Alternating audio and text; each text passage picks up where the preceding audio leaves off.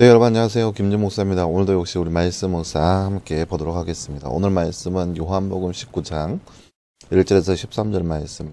요한복음 19장 1절에서 13절 말씀. 우리 말씀 보도록 하겠습니다.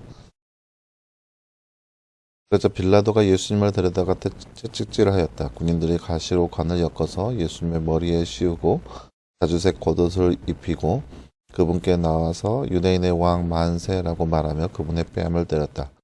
빌라도가 다시 밖으로 나와서 그들에게 말하기를 보아라, 내가 그 사람을 너희에게 데려오겠다. 이는 내가 그에게서 아무 죄도 찾지 못했음을 너희가 알게 하려는 것이다 하였다. 예수께서 가시관을 쓰시고 자주색 겉옷을 입으신 채 밖으로 나오시니 빌라도가 말하였다. 보아라, 이 사람이다. 대제사장들과 하인들이 예수님을 보고 소리쳐 말하였다. 십자가에 못 박으십시오. 못 박으시오. 십자가에 못 박으시오. 그러자 빌라도가 그들에게 말하기를 너희들이 이 사람을 데려다가 십자가에 못 박아라. 나는 이 사람에게서 죄를 찾지 못하였다라고 하였다. 유대인들이 그에게 대답하였다. 우리에게 율법이 있는데 그 율법에 따르면 그는 마땅히 죽어야 합니다. 이는 그가 스스로 하나님의 아들이라고 하였기 때문입니다. 빌라도가 이 말을 듣자 더욱 두려워하며 다시 총독 관저로 들어가서 예수께 묻기를 내가 어디서 왔느냐 하였으나 예수께서는 그에게 대답하지 않으셨다. 그러자 빌라도가 말하기를 내가 나에게 말하지 않겠다는 것이다. 내게는 너를 놓아줄 권세도 있고 십자가에 못 박을 권세도 있다는 것을 알지 못하느냐 하니 예수께서 그에게 대답하였다. 위에서 내게 주지 않으셨다면 너는 내게 대하여 아무 권한도 갖지 못하였을 것이다. 그러므로 나를 너에게 넘겨준 자의 죄는 더 크다. 이 말 때문에 빌라도가 예수님을 놓으려고 힘썼으나 유대인들이 소리쳐 말하기를 이 사람을 놓아주면 총독은 가이사에 충실. 자기 스스로 왕이라 하는 자는 모두 가이사를 반역하는 것입니다 하므로 빌라도가 이 말을 듣자 예수님을 데리고 나와서 표석이 깔린 곳에 재판석에 앉았다. 아멘. 네, 사랑하는 여러분, 오늘 말씀은 우리가 사도신경의 내용 중에서 특별히 본디오 빌라도에게 고난을 받으사라고 하는 그 부분의 내용, 빌라도에게 재판을 받고 있는 그런 모습을 볼 수 있습니다. 내용을 통해서 예수님께서 본디오 빌라도에게 고난을 받았다라고 하는 내용을 말씀을 통해서 볼 수 있는 그런 글이라 할 수 있겠습니다. 나눈 주제 잠깐 볼까요? 말씀을 읽고 빈칸에 알맞는 말을 넣어 말씀을 완성하세요. 그러자 띠가 띠를 데려다가 띠하였다.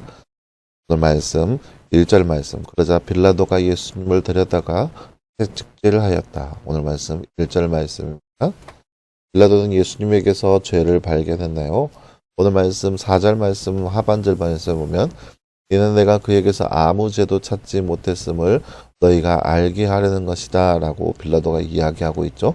아무런 죄도 찾지 못했습니다. 네, 사랑하는 여러분, 오늘 말씀은 이제 본디오 빌라도에게 고난을 받으사라고 하는 부분의 내용. 예수님께서 십자가 지시기 전에 빌라도의 재판 과정에 있는 모습을 볼 수 있습니다. 사람들의 소요가 이제 예수님을 잡아다가 빌라도 앞에 내어놓는 거죠. 빌라도 법정 앞에 내어놓고 이 사람을 십자가에 못 박으라라고 계속해서 강요하고 있는 모습인 거예요. 근데 빌라도가 예수님에 대해서 신문하는데 아무런 죄도 찾지 못했습니다. 이 사람을 어떻게 어떤 죄를 말미암아서 이 사람에게 벌할 수 있는 그러한 죄목 아무것도 찾지 못했습니다. 그래서 빌라도가 이 예수님을 그저 무고히 보내주려고 해요. 그런데 사람들이 반발을 하는 거죠. 어떻게 그냥 보내줄 수 있냐. 그는 스스로가 왕이라고 자칭하는데 그렇다면 그 스스로 왕이라 자칭하는 사람을 내어놓는다면 빌라도는 반역자인 거다라고 이야기하니까 빌라도가 어떻게 할 수 없는 거예요. 자, 보세요. 분명히 빌라도는 예수님에 대해서 제목을 찾지 못했습니다. 그래서 뒤에 보면은 12절 말씀에도 이렇게 기록되어 있어요. 빌라도가 예수님을 넣으려고 힘썼으나 라고 기록되어 있어요. 그러니까 빌라도는 예수님에게 죄를 찾지 못했기 때문에 예수님을 놓아주기 위해서 여러 가지 모습으로 노력을 합니다.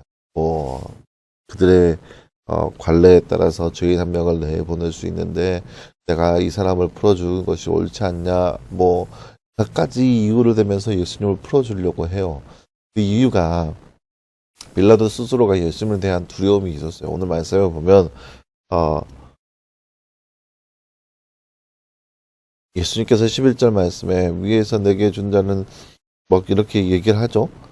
그렇기 때문에 음, 아무거나도 갖지 못하였을 것이다. 그러므로 나를 너에게 넘겨준 자는 죄는 크다라고 얘기하는 거죠. 사람들이 아, 또 7절 말씀에 보면 그가 스스로 하나님의 아들이라고 하였기 때문입니다라고 유대인들이 예수님을 고발하면서 얘기하자 빌라도가 그 말을 듣자 더 두려워한다라고 나와 있어요. 그러니까 빌라도가 예수님에 대한 그런 막연한 믿음이라기보다는 막연한 그런 가능성을 두고 있는 거죠. 그래도 그럴 것이 이제 다른 성경에 보면 빌라도의 아내가 한밤에 꿈을 꾸는데 예수님에 관한 꿈을 꿨어요. 그래서 이 빌라도에게 이 사람은 아무런 죄도 없으니까 이 사람은 그냥 풀어달라. 제발 이 사람에게서 아무것도 하지 말라라고 부탁을 합니다. 부인이. 그러니까 빌라도가 그 말을 듣고 그렇구나. 이 사람에게서는 죄가 없구나라고 해서 이 사람을 풀어주려고 해요. 성경은 분명히 그렇게 얘기하고 있어요. 빌라도가 예수님을 풀어주려고 여러 가지 모양으로 노력하고 있다는 것을 보여주고 있어요. 하지만 사도신경의 내용을 보면 본디오 빌라도에게 고난을 받으사라고 나와 있어요. 그러니까 사람들의 입장에서는 이러한 과정, 이러한 모습들 다 있죠. 하지만 겉모습으로 보이기에는 본디오 빌라도에게 고난을 받으사 1절 말씀을 보세요. 빌라도가 예수님을 데려다가 채찍질하였습니다.